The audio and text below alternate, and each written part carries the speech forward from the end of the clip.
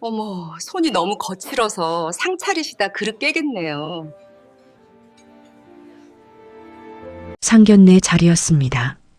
30년 동안 노량진 수산시장에서 생선 팔아 아들 하나, 공기업 보낸 제가 평생 처음으로 백화점 가서 옷 사입고 나간 자리에서 들은 말이 그거였습니다.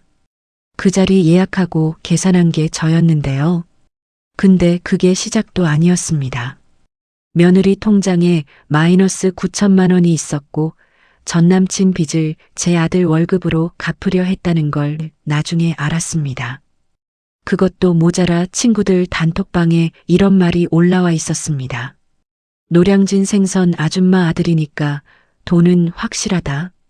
시어머니 생선 냄새만 참으면 완전 로또. 5,6도 쉼터입니다. 사연 시작 전에 구독과 좋아요 부탁드립니다. 어디서 듣고 계신지 댓글 남겨주시면 계신 곳에 행운이 가득하길 바라겠습니다.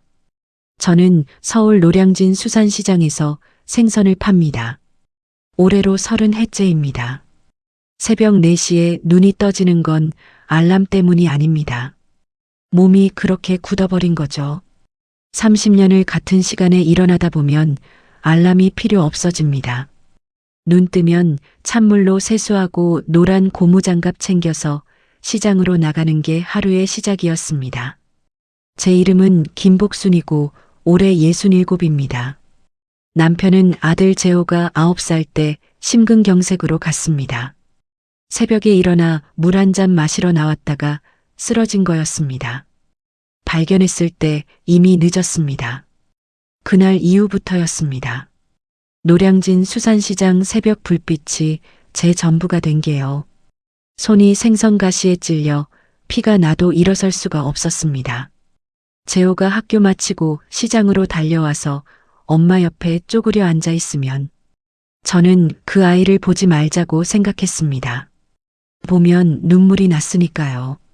그렇게 보내다 보니 세월이 갔습니다. 재호가 공기업 붙던 날 저는 좌판 앞에서 혼자 울었습니다. 고개 숙이고 생선 손질하면서 울었습니다. 손님들이 볼까봐 그렇게 했습니다. 재호가 결혼하고 싶다고 했을 때도 저는 속으로만 좋다고 했습니다. 겉으로는 밥은 잘 먹고 다니냐고만 물었죠. 그게 제가 할 수 있는 전부였으니까요. 상견례 날짜가 잡혔을 때 저는 처음으로 백화점에 갔습니다. 노량진 수산시장 30년 동안 백화점에 볼 일이 없었거든요. 재호가 그냥 편하게 하면 된다고 했는데 편하게 할 수 없었습니다. 아들 기 죽으면 안 됐으니까요. 백화점 매장에서 한참을 서 있다가 원피스를 하나 샀습니다. 향수도 샀습니다. 생선 냄새가 날까봐 집에 와서 2번이나 뿌렸습니다. 거울 앞에 서보니 이게 나인가 싶었습니다. 낯설었습니다. 상견례 장소는 여의도였습니다. 한강이 보이는 레스토랑이었는데 인당 18만 원이었습니다. 제가 예약하고 제가 냈습니다. 아들 장가 보내는 자리인데 당연하다고 생각했습니다. 레스토랑 문을 열고 들어서니 수진이랑 수진이 부모님이 먼저 와 있었습니다. 수진이 아버지 강병태 씨는 짙은 양복을 입고 있었고 수진이 어머니 나혜숙 씨는 밍크 코트 차림이었습니다. 자리에 앉으면서 인사를 나눴습니다. 강병태 씨가 학교 강의 일정 맞추느라 시간을 냈다고 했고 나혜숙 씨가 강남 사모님 모임이며 백화점 VIP 행사며 요즘 주말마다 정신이 없다고 했습니다. 저는 그냥 웃으면서 고개를 끄덕였습니다. 코스 요리가 나왔는데 이런 음식을 자주 먹지 않아서 어떤 순서인지 몰랐습니다. 재호 눈치를 보면서 따라했습니다. 수프가 나왔을 때였습니다. 나혜숙 씨가 와인 잔을 내려놓더니 시선을 제 손으로 옮겼습니다. 처음엔 무슨 일인가 싶었습니다. 나혜숙 씨가 빙긋 웃으면서 말했습니다. 어머, 손이 너무 거칠어서 상 차리시다 그릇 깨겠네요. 테이블이 순간 조용해졌습니다. 재호가 물잔을 내려놓는 소리가 들렸습니다. 저는 웃었습니다. 웃는 게 맞는지 모르겠는데 그냥 웃었습니다.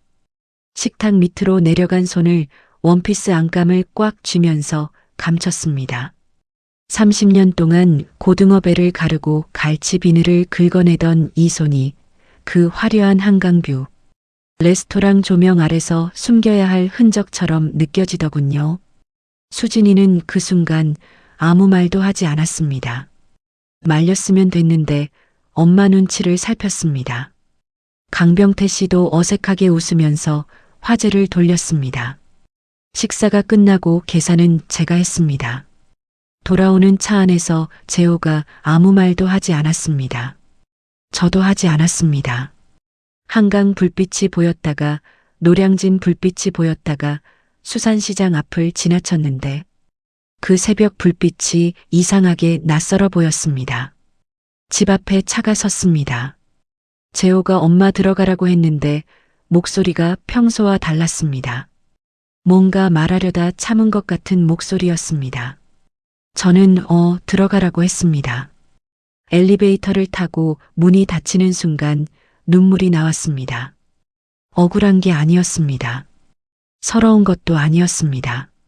그냥 그 아들 목소리가 마음에 걸렸습니다. 뭔가 말하려다 참은 그 아들이요. 집에 들어와서 백화점에서 산 원피스를 개어 서랍에 넣었습니다. 그때 그 아래에 낡은 노란 고무장갑이 보였습니다. 수산시장 30년 동안 같은 브랜드만 써온 고무장갑이었습니다.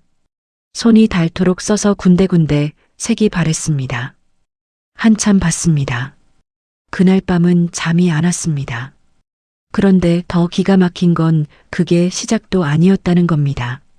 상견례가 끝나고 얼마 지나지 않아 수진네 집에서 자리가 마련됐습니다.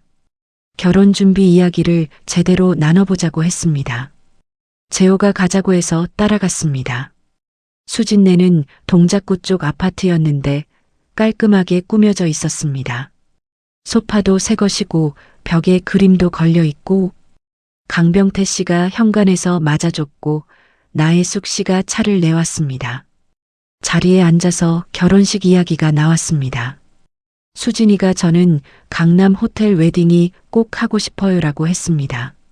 나혜숙 씨가 차를 한 모금 마시더니 아주 당연하다는 듯이 말하더군요.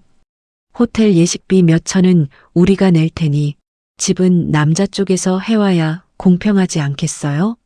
요즘 반포 신축 아파트 전세가 대세라던데 재호가 공기업 다니니까 대출 최대한 끌어쓰고 나머지는 엄마가 보태주시면 되겠네.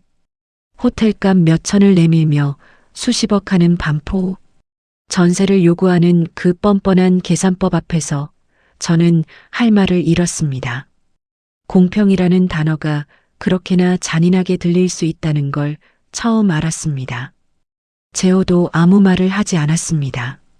수진이가 핸드폰으로 뭔가를 찾더니 화면을 보여줬습니다.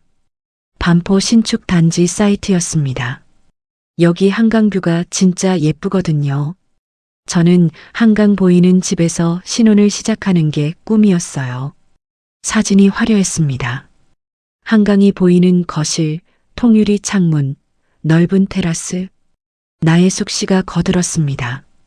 요즘 젊은 사람들은 시작부터 제대로 해야 나중에 고생을 덜해요. 우리 때는 그걸 몰라서 고생을 많이 했죠. 저는 차를 한 모금 마셨습니다. 뜨거웠습니다. 재호 눈치를 봤습니다.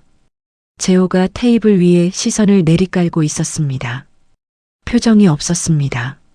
화가 난 얼굴도 아니고 기쁜 얼굴도 아닌 그냥 무표정이었는데 그게 더 마음에 걸렸습니다.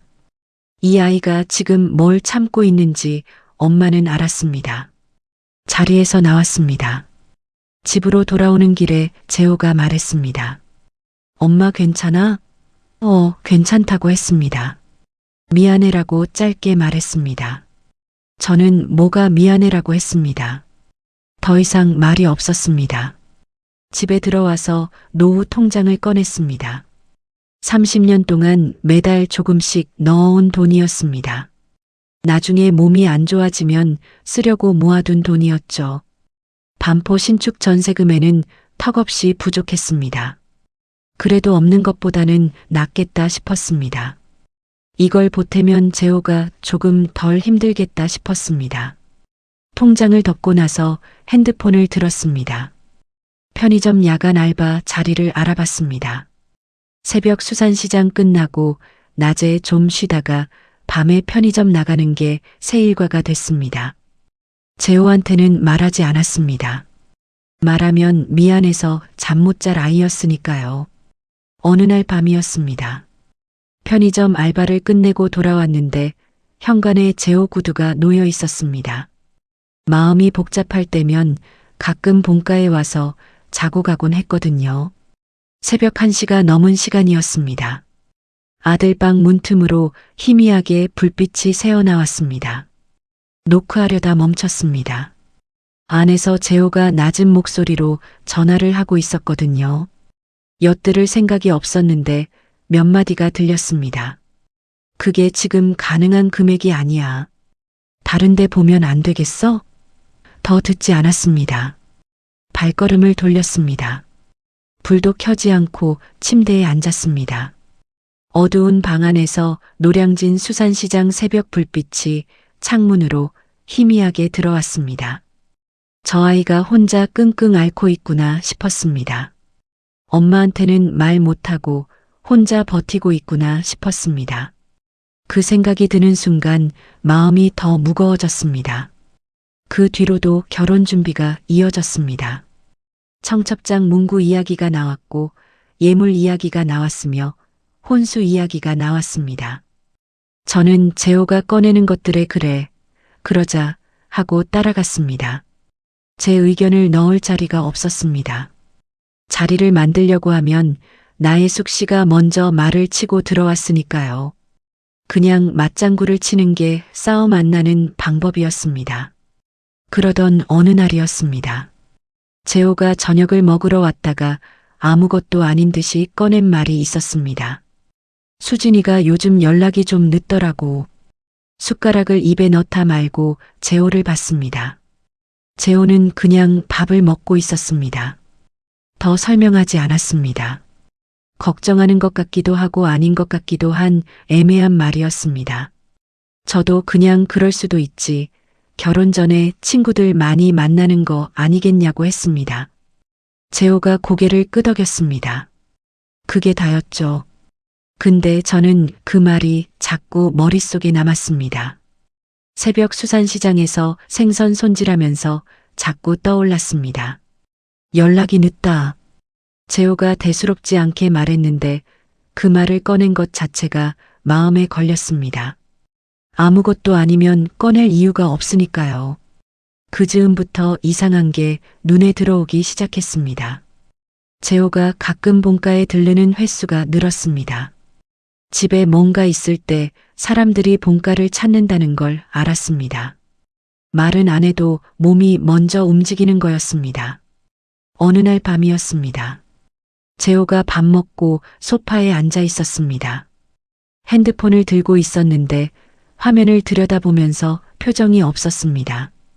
뭔가를 읽고 있는 것 같았습니다. 뭐 봐? 가볍게 물었습니다. 재호가 핸드폰을 엎어놓으면서 아니라고 했습니다. 그게 다였습니다. 더 묻지 않았습니다. 물어봐서 나올 말이 아니라는 게 느껴졌으니까요. 재호가 나간 뒤에 소파에 혼자 앉았습니다. 저 아이가 뭔가를 알고 있는데 말 못하고 있는 거구나 싶었습니다. 엄마가 알면 걱정할까봐 혼자 들고 있는 거구나 싶었습니다. 힘든 거 말 못하는 건 저한테 배운 거였습니다.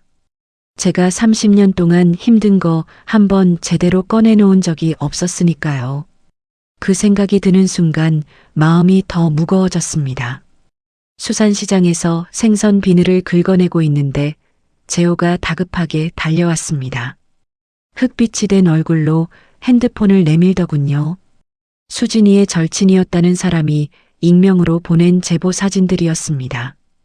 그 안엔 차마 입에 담지 못할 단톡방 내용이 가득했습니다. 노량진 생선 아줌마 아들이니까 돈은 확실해. 시어머니 생선 비린내만 참으면 로또나 다름없지 뭐. 그 문장을 읽는 순간 손에 들고 있던 생선이 도마 위로 떨어졌습니다.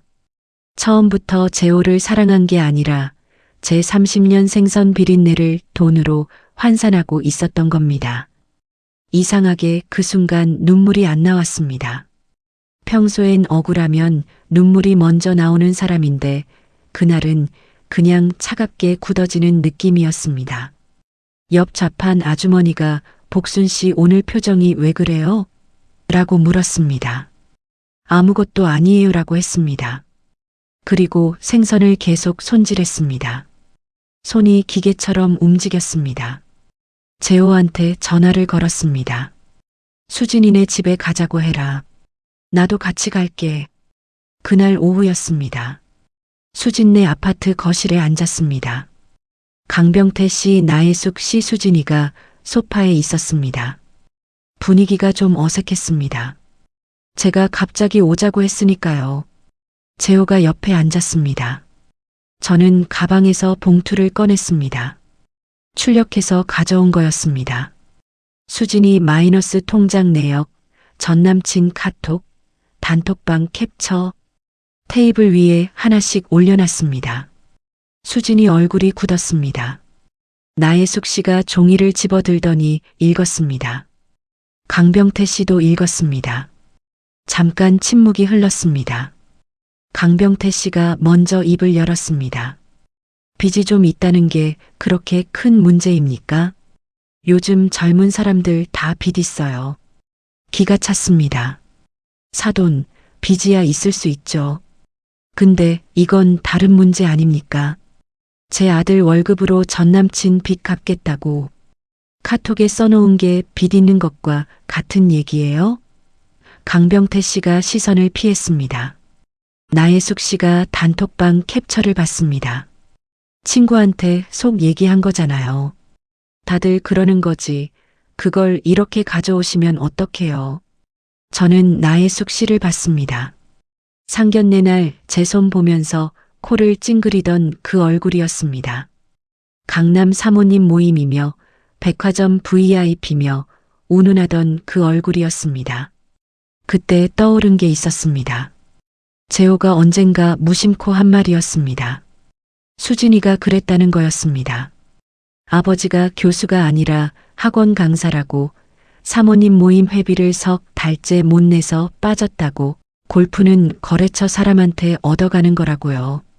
그때는 흘려들었는데 지금 이 자리에서 전부 연결됐습니다. 나혜숙 씨, 강남 사모님 모임은 요즘도 나가세요? 나혜숙 씨의 눈동자가 눈에 띄게 흔들렸습니다. 그게 지금 이 얘기랑 무슨 상관이에요? 날카롭게 쏘아붙이는 그 여자의 눈을 똑바로 쳐다보며 대답했습니다. 상관이 아주 커서 물어보는 겁니다.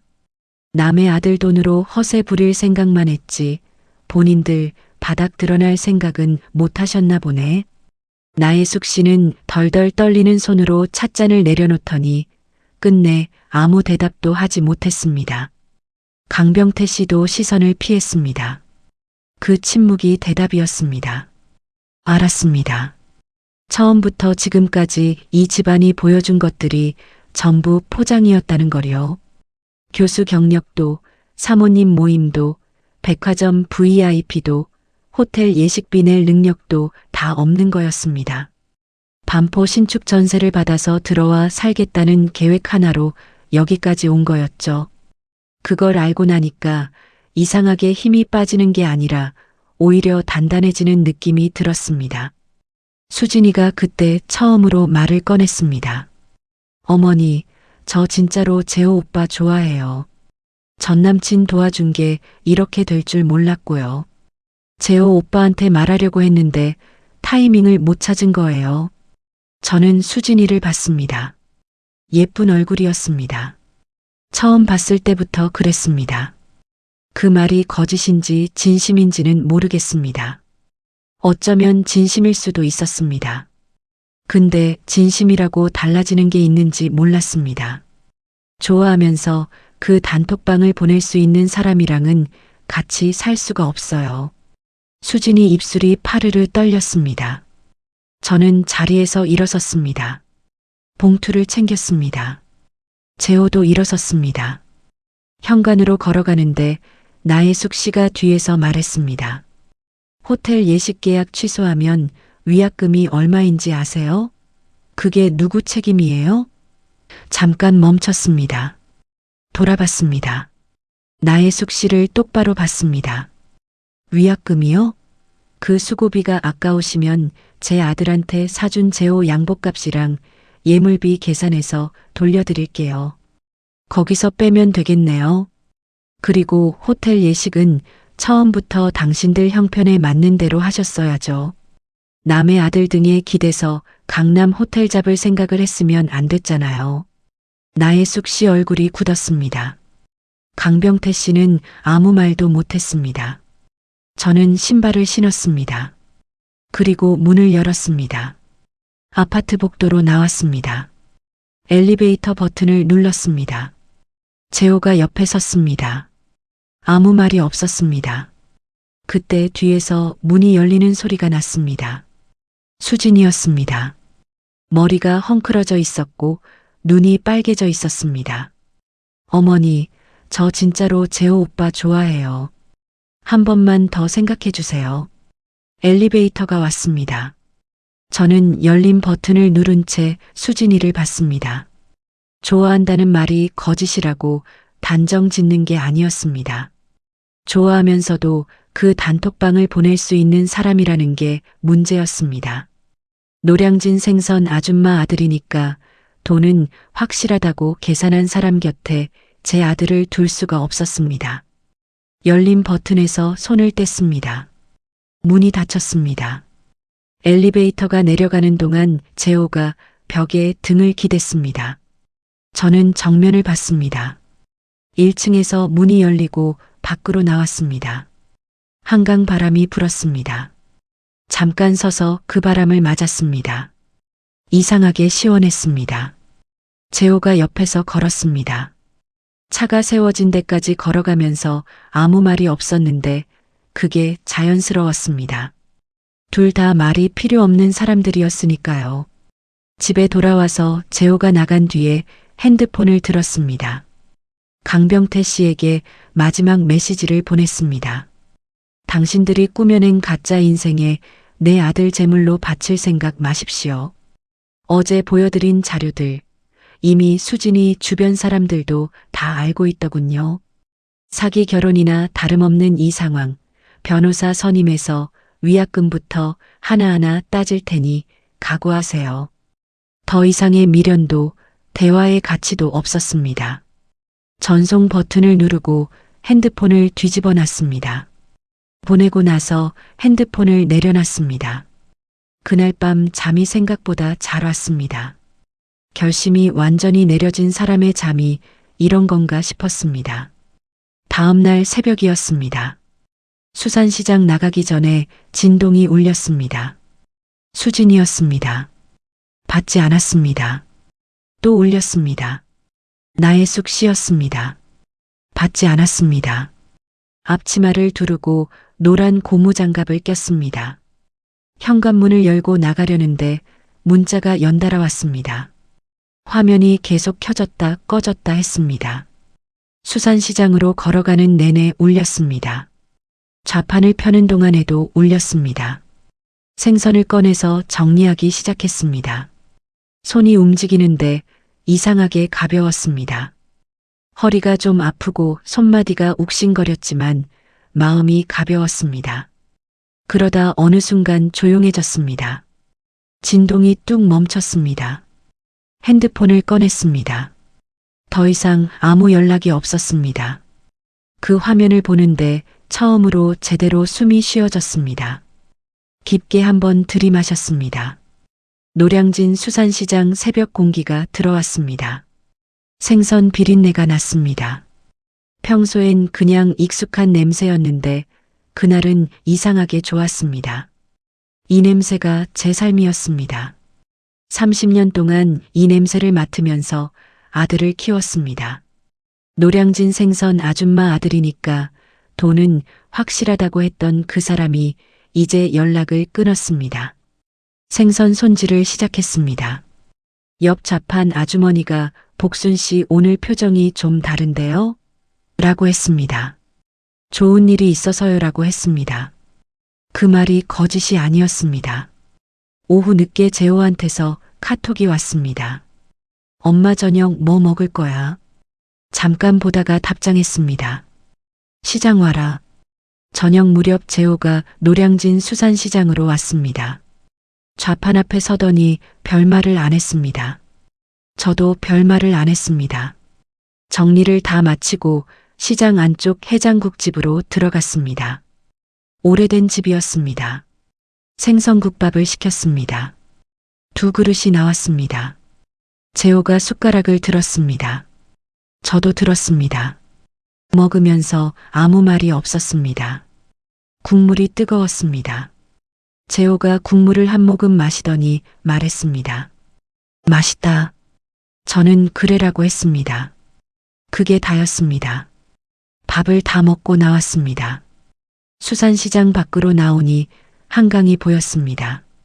재호가 옆에서 걸었습니다.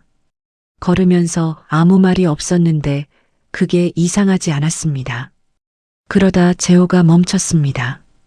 가방에서 봉투 하나를 꺼냈습니다. 엄마, 이거 받아들었습니다. 낡은 봉투였습니다. 오래된 것 같았습니다. 안에 뭔가 들어 있었습니다. 꺼냈습니다. 노란 고무 장갑이었습니다. 낡고 색이 바랜 고무 장갑이었습니다. 제 것이었습니다. 한참을 그게 뭔지 몰랐습니다. 재호가 공기업 첫 출근하던 날, 제가 몰래 가방 깊숙한 곳에 넣어뒀던 새 노란 고무 장갑이었습니다.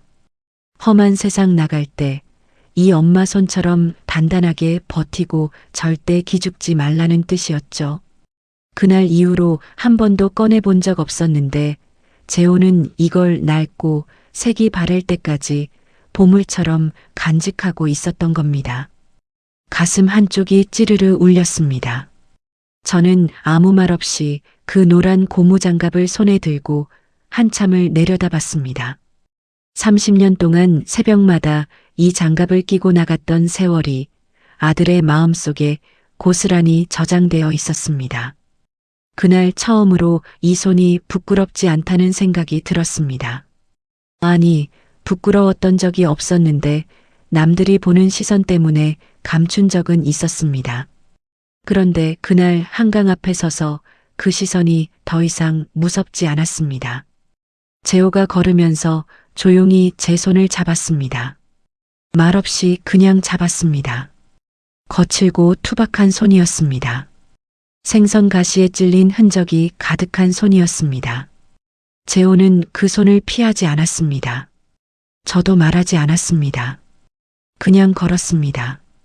노량진 수산시장 앞 한강이 저녁빛을 받아 반짝이고 있었습니다. 비린내 나는 이 손이 제일 정직했습니다. 에필로그. 달라진 게 하나 있습니다. 재호가 가끔 수산시장으로 옵니다. 뭔가 사러 오는 것도 아니고 그냥 옵니다. 좌판 앞에 잠깐 앉아 있다가 갑니다. 저는 생선 손질하면서 밥은 먹었냐고 묻고 재호는 먹었어라고 합니다. 그게 다입니다. 근데 그게 충분합니다. 서랍 안에 낡은 노란 고무장갑은 없습니다. 재호가 가져갔습니다. 자식한테 다 퍼주는 게 사랑인 줄 알았는데 진짜 사랑은 내 아들 인생 갉아먹으려는 걸 끊어주는 것이었습니다. 비린내 나는 이 손이 가식으로 가득 찬 그들의 마음보다 100배는 더 정직했습니다. 이제 저는 노량진 수산시장의 당당한 김복순으로 살아가렵니다. 잃어버린 시간은 되돌릴 수 없습니다. 하지만 남은 시간을 다르게 살 수는 있습니다. 그 작은 용기가 때로는 기적을 만듭니다.